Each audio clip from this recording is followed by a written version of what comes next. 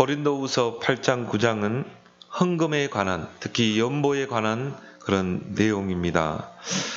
교인들 사이에서 오해되기 쉽고 또 잘못 인식되어 있는 것 중에 대표적인 것이 바로 헌금과 헌금 생활이라고 저는 봅니다.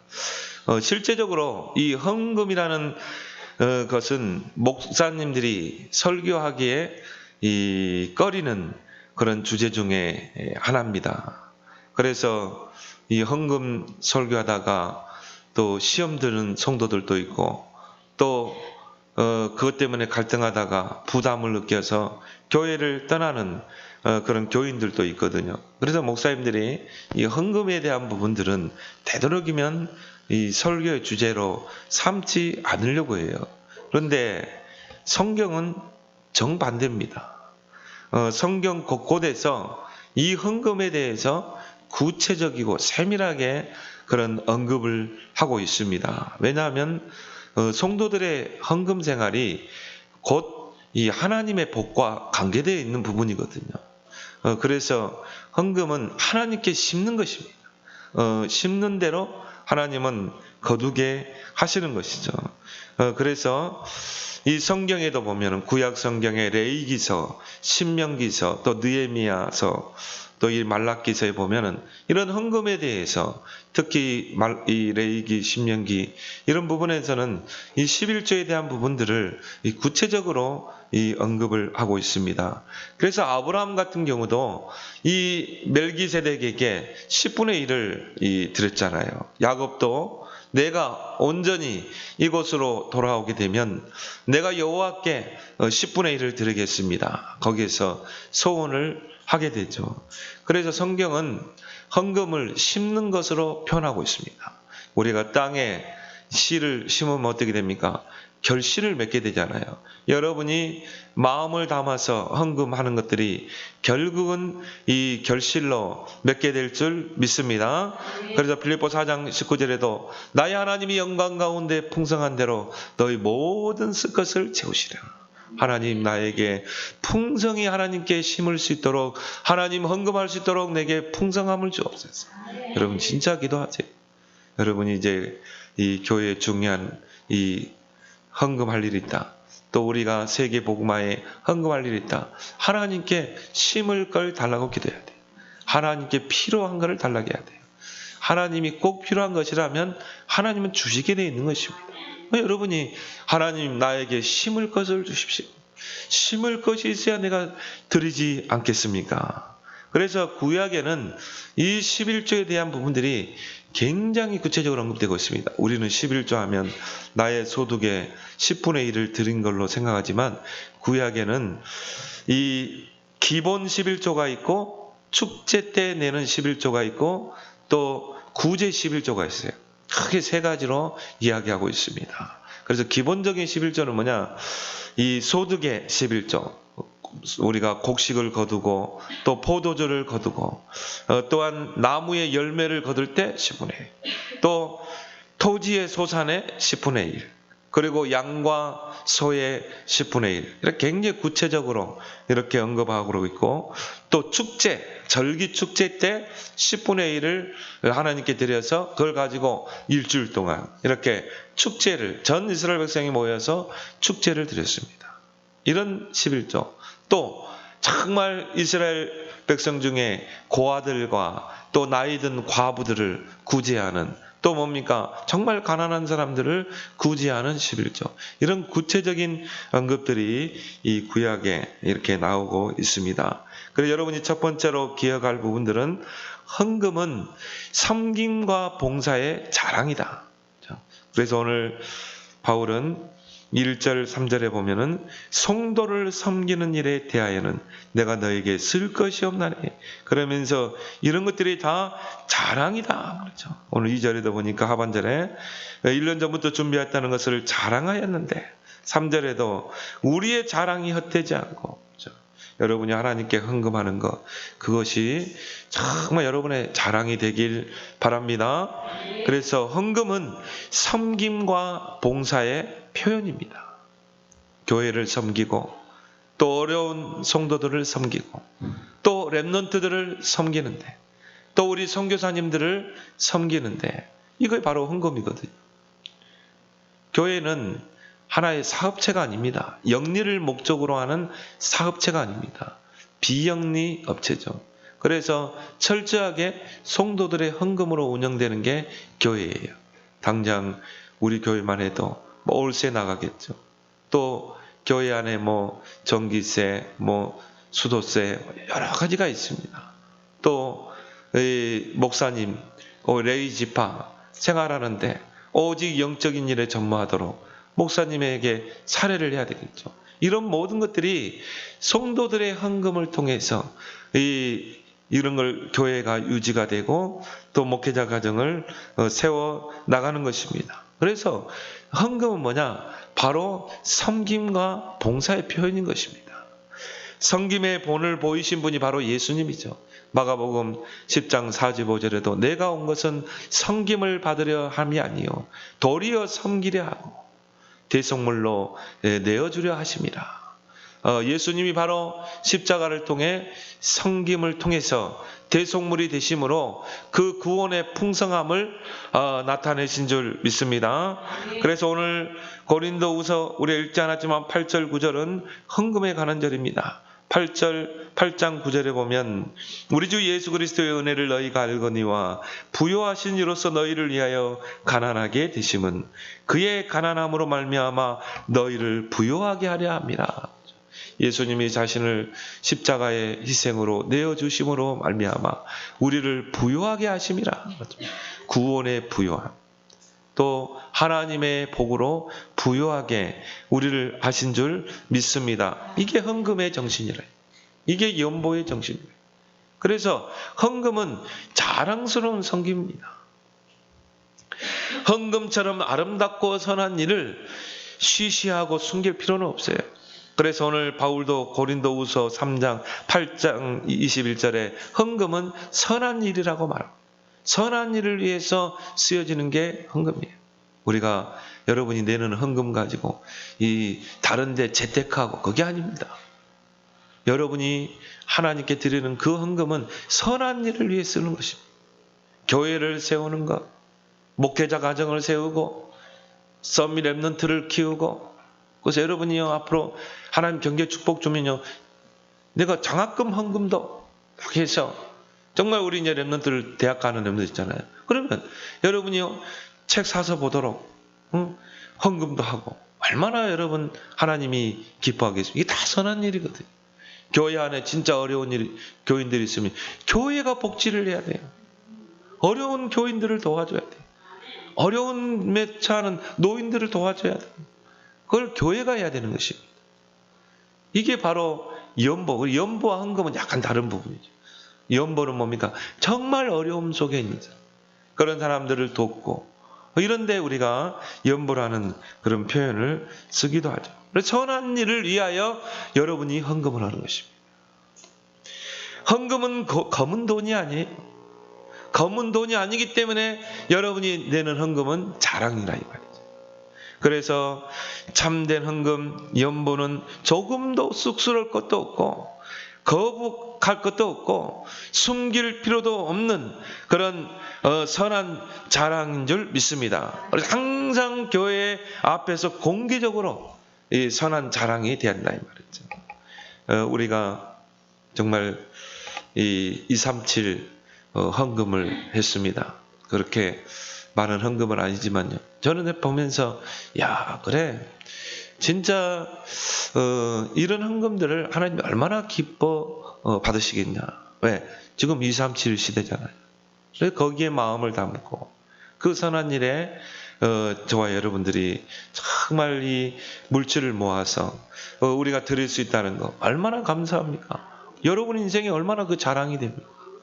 세계복음화의 그 역사 속에 여러분들의 이름이 남을 줄 믿습니다. 여러분이요, 나는 냈기 때문에 이제 아니에요. 더 여러분이 기도해서 준비해서 여러분이 모아서 하나님께 헌금하길 바랍니다. 그래서 하나님이 기뻐하는 헌금이 있거든요. 하나님이 원하시는 헌금. 이런 부분에 여러분 계산하지 마세요. 이런 부분에 하나님께 하나님 나에게 심을 것을 주십시오. 기도하라 이 말이에요. 하나님, 내가 이 237 나라 선교를 위해서 심기를 원합니다. 그 농부에게는 하나님 먼저 심을 씨를 주잖아요. 아이 땅에 농사하는 이 농부가 씨가 없으면 어떻게 밭을 갈겠습니까? 농사를 짓겠어요. 그래서 하나님이 이 씨를 뿌리는 농부, 농사짓는 농부에게는 먼저 씨를 주시고 먼저 먹을 것을 주세요. 그러면 헌금은 뭡니까? 심는 거예요. 뿌리는 거예요. 하나님, 나에게 심을 수 있는 걸 주십시오. 안류를 위해 심을 걸 주십시오. 그래서 여러분이 미리 기도하는 것입니다. 2주 후에 안류 주일이 있습니다. 그러면 여러분이 기도하는 거예요. 하나님, 나에게 심을 걸 주십시오. 이런 헌금이 하나님 앞에 참된 헌금이고 하나님이 받으시는 흠양할 만한 헌금인 줄 믿습니다. 그래서 바울은 이 하나님의 선한 사업을 위해서 드리는 그 헌금은 다른 성도들까지도 분발시키는 자랑스러운 성금이 된다 이 말이죠. 그래서 나도 해야 되겠구나. 나도 237을 위해서 나도 안류를 가슴에 품고 정말 헌금해야 되겠구나. 이런 이 동기를 가져다 주는 것이 되는 것이죠. 그 부분을 바울은 강조하고 있는 것입니다. 여러분, 사실 유대인만큼 이 헌금에 대해서 잘 정리된 민족도 없을 것입니다. 0.2% 유대인들이 어떻게 세계 경제를 다 손에 쥐고 있는. 그래서 어느 나라건 유대인들에게 구걸하지 않는 나라가 없어요. 그 말은 뭡니까? 아브라함에게 약속하신 그 복의 정신을 유대인들은 끝까지 붙잡고 있습니다. 그래서 유대인들만큼 헌금 개념이 철저한 민족도 없을 거예요. 어릴 때부터 헌금을 강조합니다. 그 대표적인 인물이 바로 록펠러 아닙니까? 유대인 록펠러. 어릴 때부터 그 어머니가 바지 안에다가 주머니 하나 더 만들었다니까요. 11조. 어릴 때부터 철저하게 지키는 것입니다. 그게 유대인들은. 유대인들이 이 경제를 질 수밖에 없어요. 왜?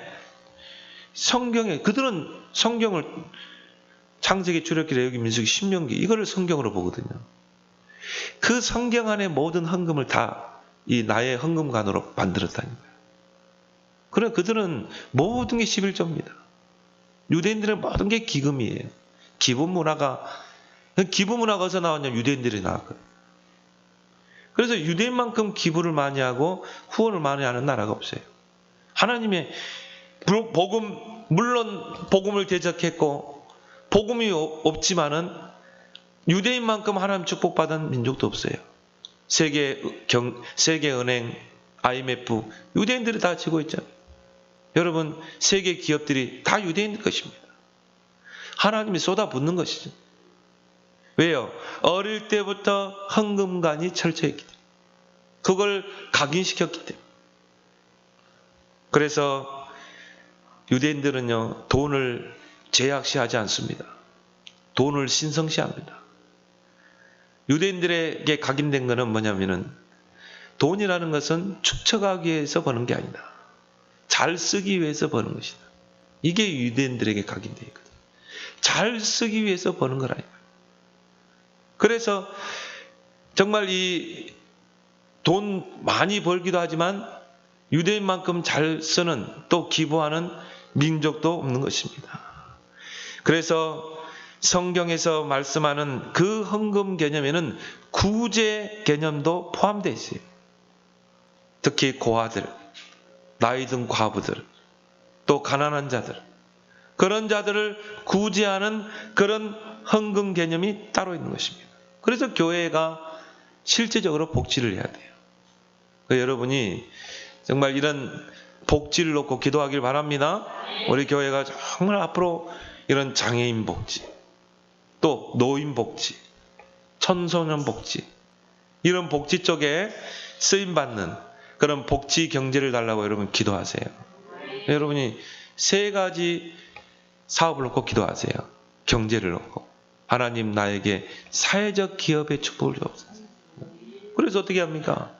거기서 오는 경제 가지고 정말 어려운 사람들, 이런 이 장애인들, 마음껏 여러분이 기부하고 후원할 수 있도록 하나님 나에게 사회적 기업의 축복을 주옵소서.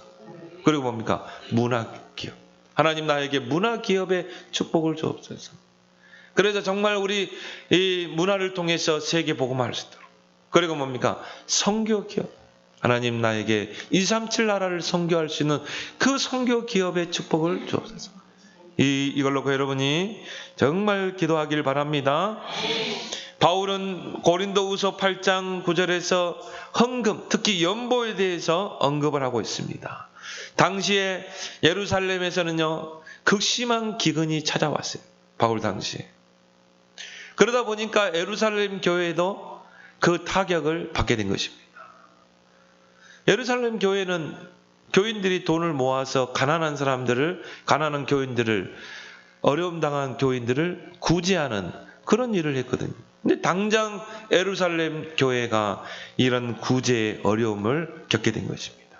그래서 바울은 마게도냐 교회들을 독려해서 이제 우리가 저 어려움에 처해 있는 예루살렘 교회를 우리가 돕자. 여기에 우리 모든 마게도냐 교회들이 우리가 힘을 모으자. 그렇게 해서 마게도냐 교회들이 이제 헌금에 동참하게 됩니다. 근데 이 마게도냐 교회들도 어려웠거든요. 하여튼 기독교인이라 그러면 어려움을 당했어요. 특히 유대인들의 표적이 되었죠. 마게도냐 교인들은 돈이 많아서 정말 예루살렘 교회를 도운 것이 아닙니다.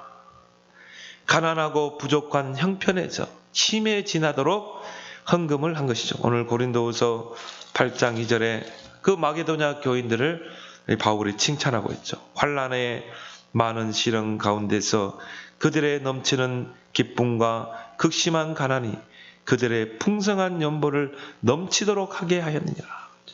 그들이 풍요해서 한 게 아닙니다. 정말 많은 시련 가운데, 환난 가운데, 또 가난한 가운데 풍성한 연보를 한 것입니다. 이것이 진정한 헌금인 줄 믿습니다. 그래서 마게도냐 교회를 칭찬하면서 바울은 이 고린도 교회도 여기에 동참할 것을 권면하고 있습니다. 정말 우리가 어려움에 처한 교회, 또 성도들, 또 렘넌트들, 이 성도들을 위해서 헌금하는 그 섬김의 헌금은 우리의 자랑, 선한 자랑인 줄 믿습니다. 그걸 통해 하나님이 영광을 받으십니다. 그래서 오늘 이 고린도후서 9장 13절에 보면 너희의 후한 연보로 말미암아 하나님께 영광을 돌리고 그걸 통해 하나님이 영광을 받으시는 것입니다. 그래서 여러분이 정말 이런 올바른 헌금관을 성경에서 찾아내서 이런 축복의 증인 되기를 예수 그리스도로 축원합니다. 두 번째 우리가 기억할 건 뭡니까? 헌금할 때 우리의 자세는 어떻게 해야 되는가? 간절함과 진실함으로 해야 돼요. 그래서 오늘 고린도후서 8장 3절에는 내가 증언하노니 그들이 고린도후서 8장 8절입니다. 내가 명령으로 하는 것이 아니요 오직 다른 이들의 간절함을 가지고 너희의 사랑의 진실함을 증명하고자 함이로다. 여러분이 하나님 앞에 헌금할 때는 간절함으로 하길 바랍니다. 사랑의 진실함으로 해야 돼요. 그 말은 뭘 말하죠? 그 헌금 속에 여러분의 마음을 담으라 이 말. 여러분의 기도를 담으라 이 말. 정말 예루살렘 교회가 어려움에 처했다 이 말. 당장 지금 구제 대상자들이 구제를 받지 못하고 어려움 속에 있다 이 말이에요. 특히 예루살렘 교회는 더 극심한 핍박이 있었겠죠. 더 유대인들의 표적이 됐겠죠. 얼마나 어렵겠습니까? 또 기근이 들어가죠. 이 마게도냐 교인들이 어떻게 헌금하세요? 간절함으로 거기에 마음을 담고 기도를 담고 또 사랑의 진실함으로 거기에 사랑을 담고 진실함으로 이런 헌금을 하나님이 기뻐 받으시는 거예요. 그래서 이 앞번 주간에 이제 저희 아버님이 퇴원을 하셨어요. 그래서 서울대병원을 이렇게 쭉 다니면서 그 서울대병원의 본관에 가보니까 그 서울대병원의 역사를 딱 이렇게 그림과 함께 설명을 쫙 해놨어요. 근데 제일 시초가 이제 선교사들에 의해서 세워진 제중원. 그 제중원에서부터 이제 우리나라의 병원이 시작된 것입니다. 그게 외국에 있는 선교사들이 우리나라에 와서 복음의 씨를 뿌리고 그리고 이 병원을 세운 것입니다. 그 다음에 학교를 세웠어요. 그래서 이게 이제 모든 선교의 하나의 텍스트가 되는 것이죠. 그래서 지금도 선교사님들이 선교지에 나가면 제일 먼저 의료 선교를 합니다. 그리고 이 학교를 세웁니다. 근데 외국에서 특히 미국이나 유럽에서 온 그 선교사들이 제일 먼저 세운 게 병원이라. 근데 그 병원을 세울 때 그 미국이나 유럽에 있는 교회와 성도들이 헌금을 합니다. 헌금을 해서 세운 거예요. 특히 여러분이 아는 영동 세브란스 병원은 그 세브란스란 사업가가 그 조선 땅에 병원을 세우는데 근대식 병원을 세우는데 기부를 했거든요. 후원을 했거든요. 근데 세브란스라는 사람은 조선에 대해서 알지 못해요. 한 번도 와본 적이 없어요. 그런데 선교사들이 저 조선이란 땅 병원을 세우는데 후원을 해주십시오. 흔쾌히 후원을 했어요. 그리고 록펠러도 거기에 후원을 한 것이죠. 이런 성도들의 그 헌금과 그 기부를 통해서 한국의 병원이 세워졌다. 조선 땅에. 그리고 근대식 병원이 세워집니다. 그러면서 순수한 우리 조선인들의 그 힘으로 세운 병원이 대한병원입니다. 이게 이제 서울대병원의 전초가 된 것이죠. 그렇게 해서 이 대한병원이 이제 성장을 하게 되고 지금의 서울대병원이 된 것입니다. 지금도 그 건물이 있더라고요. 그 대한병원. 1909년에 세워진 그 병원이 있어요. 그게 역사적인 것을 보여주는 것이죠. 저는 그걸 보면서 야, 그래. 정말 미국의 또 유럽의 그 교회와 성도들의 그 헌금이, 그 간절한 헌금, 사랑의 진실함의 그 헌금이 결국은요, 지금 이 대한민국의 그 큰 병원들을 만들어낸 것입니다. 그리고 지금 선교사님도 마찬가지죠. 제가 아는 분도 의료 선교사로 나가가지고요. 정말 자기 의술을 가지고 선교를 하더라고요. 얼마나 감사한 일입니까? 6.25 사변 때도 마찬가지입니다. 6.25 그 전쟁을 통해 300만이 죽였다니. 300만이 죽었어요. 완전히 서울은 초토화됐습니다. 완전히 거지 나라가 되어버린 거예요. 그래서 외국에서는 더 이상 한국은 일어설 수 없다 할 정도였어요. 근데 중요한 거는 미국에서 원조를 해줬다니까요. 그게 다 교회의 헌금에서 나온 거예요. 그래서 어떻게 했습니까? 밀가루 막 보내주고 쌀 보내주고 그리고 뭡니까? 공장 짓도록 돈 주고 그런 후원이었으면 오늘날의 대한민국이 일어설 수가 없었던 거예요. 그런 미국의 그런 성도들, 그런 교회들의 그 간절함과 사랑의 진실함의 그 헌금과 그 후원을 통해 대한민국이란 나라가 일어선 것입니다. 이것이 바로 헌금의 힘인 것입니다. 여러분이 정말 아낄 걸 아끼고 모아서 237에 헌금하고 여러분이 정말 알위에 헌금하는 것. 그게 지금 아무것도 아닌 것 같죠? 이 심는 씨가 100배로 결실 맺게 될 줄 믿습니다. 거기는 어린 꼬마가 헌금한 것도 있을 거예요.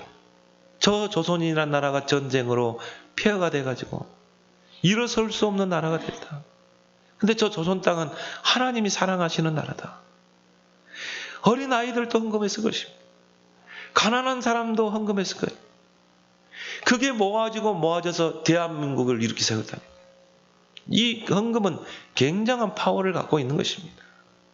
그래서 여러분이 헌금할 때 자세는 오늘 이 본문에서 꼭 찾아내기 바랍니다. 고린도후서 8장 3절에 내가 증언하노니 그들이 힘대로 할 뿐 아니라 힘에 지나도록 자원하여 이 은혜와 성도 섬기는 일에 참여하였으므로. 여러분이 헌금할 때는 어떻게 해야 돼요? 힘대로 해야 돼요. 그래서 여러분이요, 모으고 아껴서 정말 힘대로, 힘에 지나도록, 나에게 조금 부담이 된다 좀 힘에 지나도록. 그리고 뭡니까? 자원해서 하는 여러분 되길 바랍니다. 저는요, 이런 부분을 가르쳐야 된다, 교인들에게. 왜? 이게 성도들이 축복받는 길이다. 저는 제 말을 하는 게 아니라 하나님의 말씀으로 말씀하는 것입니다. 그래서 마가복음 12장 30절에도 보면 예수님께서 제자들에게 너희들이 하나님을 얼마만큼 사랑해야 되느냐. 너희들을 하나님을 사랑하되 마음을 다하고 뜻을 다하고 목숨을 다하고 힘을 다하고 성품을 다해서 하나님을 사랑해라. 그리고 뭐라고 하세요? 내 이웃을 내 몸과 같이 사랑하라. 저는 그걸 보면서 이게 십자가 정신 아니겠습니까? 여러분이 진짜 하나님을 사랑하되 어느 정도예요? 힘을 다하고 마음을 다하고 목숨을 다하고 뜻을 다하고 성품을 다하고 여러분 사랑해보세요. 그러면 저 죽어가는 영혼들을 사랑할 수밖에 없어요. 그래서 우리 찬송가도 있잖아요. 하나님이 주시는 그 힘으로 사랑하게 해달라고. 여러분이 하나님 앞에 헌금할 때 어떻게 해야 돼요? 힘을 다해서 힘에 지나도록. 그리고 뭡니까? 자원해서. 여러분이 막 억지로 하는 게 아니라 그런 헌금을 하나님이 기뻐 받으시는 것입니다. 사도행전 4장 37절에 초대교회는요, 이제 구제 대상자들이 막 늘어나게 됐어요. 당장 교회가 돈을 모아서 구제하지 않으면 굶어 죽을 처지예요, 교인들이. 왜요? 유대 사회에서 모든 상거래가 끊겼다니까요. 직장도 잘리게 되고 사업도 거래처도 막히게 되고 교회 안에는 구제 대상자들로 넘쳐나게 되고, 그래서 사도들이 우리 재산을 모아서 이걸 가지고 우리 구제하자. 거기에 자원하고 앞장선 인물이 바나바입니다. 그가 밭을 팔아 구제 헌금을 하였으니 여기에 앞장서게 되고 여기에 자원하게 되니까 모든 교인들이 같이 이 일에 동참하게 된 것입니다. 역대상 29장 10절 14절 바울은 평생을 두고 그가 기도했던 게 언약성전입니다. 내가 하나님을 위해서 언약성전을 짓는가. 이것이 다윗의 모든 관심의 기도 제목입니다. 그래서 역대상 29장에 보면 하나님 앞에 이렇게 즐거이 드릴 수 있어서 감사합니다. 내가 하나님 앞에 언약성전을 짓는데 이렇게 이 기도로 물질로 준비한 건 감사합니다. 그러면서 한 말 있죠. 백성들이 성심으로 자원하여 드렸으므로 기뻐하였으니. 바울 자신이 자원해서 헌금했고 다윗이 그걸 본 백성들이 자원하여 기쁨으로 하나님께 드린 것입니다. 그리고 어느 정도냐? 그만 가져오라 할 정도로 그렇게 헌금을 해서 모은 걸 가지고 그 아들 솔로몬이 기념비적인 언약성전을 짓게 된 것입니다. 두 번째, 여러분이 어떤 자세를 가지고 헌금해야 됩니까? 넉넉하게 할 수 있게 기도해라. 하나님, 내가 하나님 앞에 넉넉함으로 하게 해주옵소서. 그래서 오늘 고린도후서 8장 14절에 이제 너희의 넉넉한 것으로 그들의 부족한 것을 보충함은 후에 그들의 넉넉한 것으로 너희의 부족한 것을 보충하게 하렵니다. 넉넉한 것, 그런 말이 많이 나오죠. 오늘 고린도후서 9장 8절에도 넉넉하여 모든 것에 넉넉하여 11절에도 너희가 모든 일에 넉넉하여 너그럽게 연보를 합니다. 여러분이 하나님 앞에 헌금할 때는 어떻게 해야 돼요? 넉넉하게. 그렇게 하도록 여러분이 기도하라. 쓰다 남은 것으로 하는 것이 헌금이 아닙니다. 넉넉함으로. 그래서 미리 여러분이 준비해서 미리 떼어놓는 여러분 되길 바랍니다. 그래서 여러분이 헌금할 때는요, 예를 들어서 내가 직장에서 월급을 받았다. 미리 떼는 거예요. 11조. 그리고 성교 헌금, 렘넌트 헌금, 그리고 뭡니까? 이렇게 딱 떼놓고, 그리고 이제 뭐 나머지를 쓰는 것입니다. 그 헌금을 하나님이 기뻐 받으시는 것입니다. 7절에 보니까 인색함으로 하지 마라. 또 억지로 하지 마라. 하나님은 즐겨내는 자를 기뻐하시니라. 즐겁게 하나님께 드리는 여러분 되기 바랍니다. 그러면서 여러분요, 주정헌금을 하길 바랍니다. 오늘 9장 7절에 보면 그 마음에 정한 대로 할 것이요. 여러분이 하나님 앞에 헌금을 정해보세요. 특히 4대 헌금, 나는 11조, 또 성교, 건축, 그리고 뭡니까? 렘넌트 헌금. 이런 걸 여러분이 딱 정해가지고, 그래서 하나님께 헌금을 하세요. 하나님과 나와의 약속이잖아요. 특히나 오늘은 우리가 안류주일로 섬깁니다.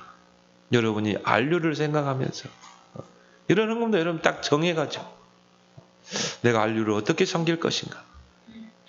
너무 중요하잖아요.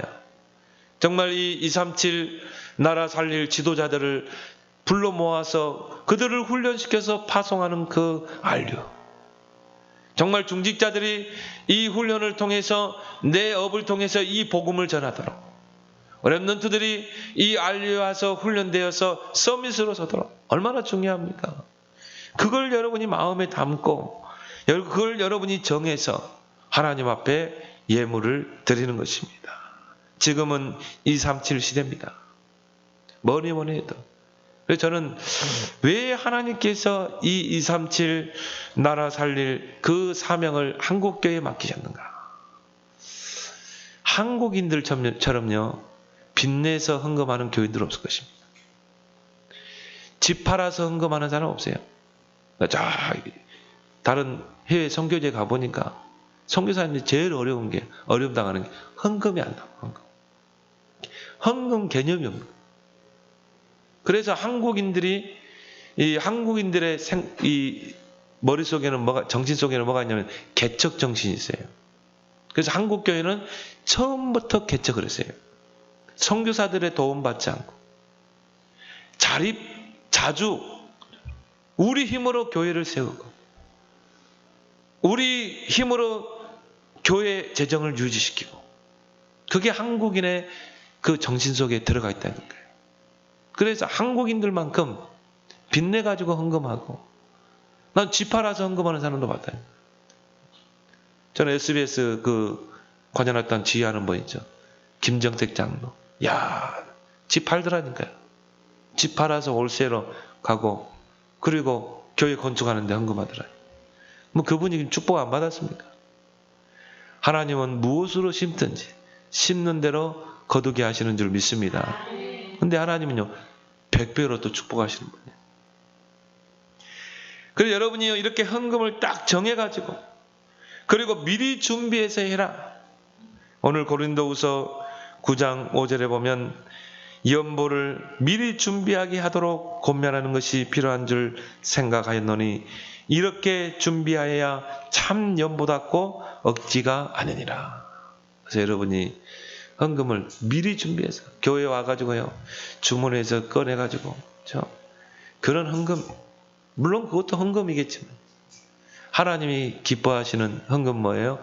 여러분이 주의를 놓고 기도하면서 미리 헌금을 준비해서 거기에 여러분의 마음을 담고 간절함을 담고 사랑의 절실함을 담고, 하나님 이 헌금이 우리 교회를 세우는데, 우리 교회가 자립되는 데 쓰여지는 헌금이 되게 하시고, 이 헌금이 목회자 가정을 세우는 헌금이 되게 하시고, 렘넌트를 키우고 정말 선교사님들이 마음껏 선교하는데 237 나라 선교하는데 쓰여지게 해주세요.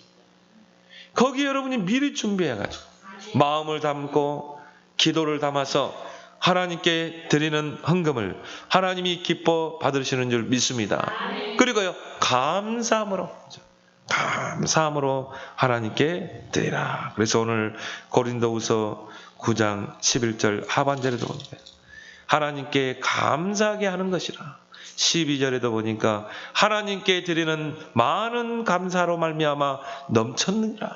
15절에도 그의 은사로 말미암아 하나님께 감사.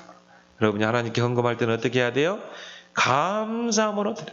시편 90편, 시편 50편 23절에 감사로 제사 드리는 자가 하나님을 영화롭게 하는 그 행위를 옳게 하는 자에게 내가 여호와의 구원을 보이리라. 감사함으로 헌금할 때도 하나님이 내게 베푸신 구원의 은혜를 생각하면서 하나님이 내게 아파서 병원 가지 않게 하시고 또 하나님이 우리 가정의 이 자녀들을 지켜주시고 또 우리 남편의 직장을 지켜주신 것 감사할 게 얼마나 많아요. 그 감사하는 마음으로 하나님께 헌금을 드리는 것이죠.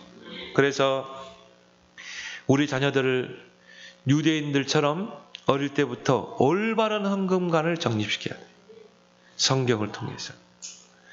그래서 이 올바른 헌금관 가운데 우리 자녀들이 다 설 수 있도록 여러분이 세워나가길 바랍니다. 그래서 이 미국의 록펠러가 사업을 하면서 이 유대인이면서 교회를 나갔어요. 근데 록펠러가 다닌 교회가 침례교회입니다. 왜 침례교회냐? 침례교회는 헌금을 굉장히 구체적으로 씁니다. 구약을 가지고. 그래서 이 록펠러는 어릴 때부터 헌금관이 정립된 유대인들은 다 그렇거든요. 그래서 이 침례교회로 갔다는 말이죠. 그렇게 해서 뭡니까? 록펠러가 교회에서 헌금하면요. 회계사들이 세무사들이 따라붙을 정도. 그렇게 하나님이 이 록펠러에 축복하신 것입니다. 그런 자세를 가지고 간절함으로 진실함으로 헌금하는 여러분 되길 바랍니다. 세 번째로 뭡니까? 헌금은 심는 것입니다. 하나님께서 우주 만물을 창조하시고 이 땅에 자연 법칙을 주셨습니다. 심는 대로 거두게 하는 법칙이죠.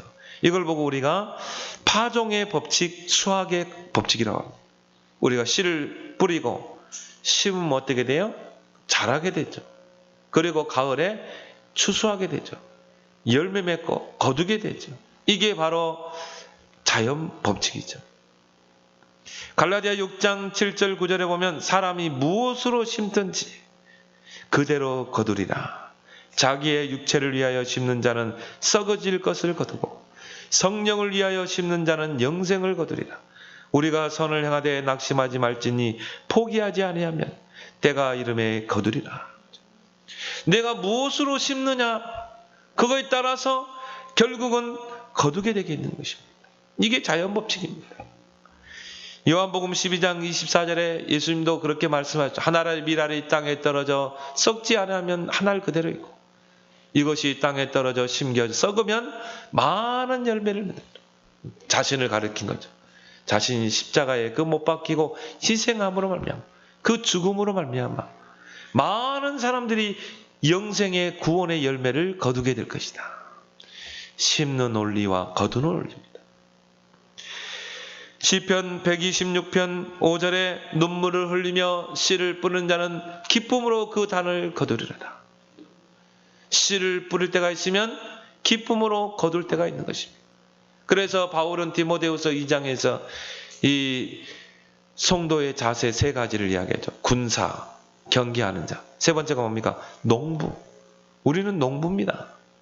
우리는 심는 자입니다. 이 땅에 복음을 심는 거야. 기도를 심는 것입니다. 그리고 뭡니까? 물질을 심는 것입니다.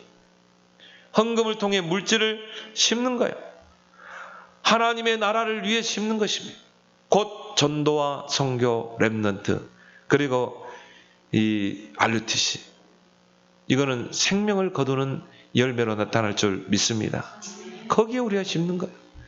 그 미국의 성도들이 조선 땅으로 조선의 많은 영혼들이 구원받는 그걸 기대하면서 그래서 심는 자는 열매를 기대하면서 심잖아요.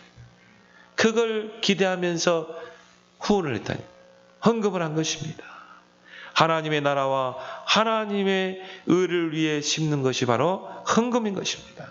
하나님은 심는 대로 거두게 하시는 하나님이십니다. 심지 않는 데서는 거두는 법이 없어요.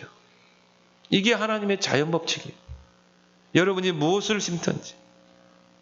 그래서 파종할 때가 되면 수확할 때가 있는 것입니다. 여러분이 지금 많이 한번 심어봐요. 그러면 여러분 대가 아니면 후대를 통해 하나님 받게 하실 줄 믿습니다. 진짜 여러분 후대들은요, 이삭과 같이 100년에 그 응답을 받게 될 줄 믿습니다. 헌금은 심는 것이다. 누구 앞에? 하나님 앞에. 그런데 중요한 것은 뭡니까? 이러한 일반 자연 법칙, 세상 법칙, 심는 대로 거두게 하는 그런 법칙을 뛰어넘는 초월적인 역사가 있습니다. 이게 바로 100배의 축복이에요. 하나님이 이 진짜 축복하시는 것은 100년입니다. 그래서 이삭이 한 해 농사를 지으면 몇 배 축복받으세요? 100년을 축복받아요. 이런 축복의 주역이 되길 바랍니다. 마태복음 13장에 옥토에 떨어진 씨는 100배로 결심했네. 기본이 100배. 여러분이 정말 하나님이 기뻐하시는 일에 심어봐요. 하나님이 100배로 거두게 하실 줄 믿습니다. 그래서 성령을 위하여 심는 자는, 그죠? 성령을 위하여 심는 자는 영생을 거두리로다. 그 말은 뭘 말하죠? 성령을 위하여 심는다는 것은 하나님의 뜻대로 심는 것입니다. 하나님이 원하시는 것에 여러분이 이 물질을 심는 거예요.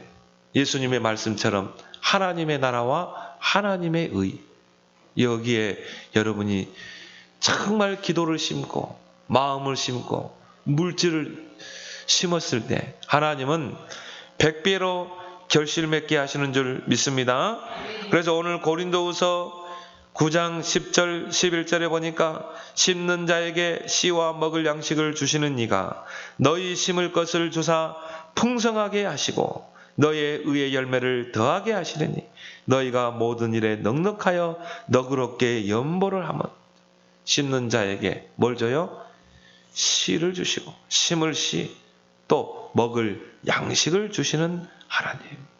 그 하나님이 여러분이 심고자 기도하고 하나님 나에게 정말 교회를 내가 섬기고자 하오니 하나님 나에게 심을 것을 주옵소서. 내가 주의 종 가정을 섬기기를 원하오니 하나님 나에게 심을 것을 주옵소서. 그 기도를 하는 자에게 하나님 뭘 줘요? 심을 씨와 또 먹을 양식을 주시리니. 하나님은 그런 사람에게요 모든 필요를 더하실 줄 믿습니다. 그것도 뭡니까? 넉넉하게. 이런 정말 축복자들이 되길 바랍니다.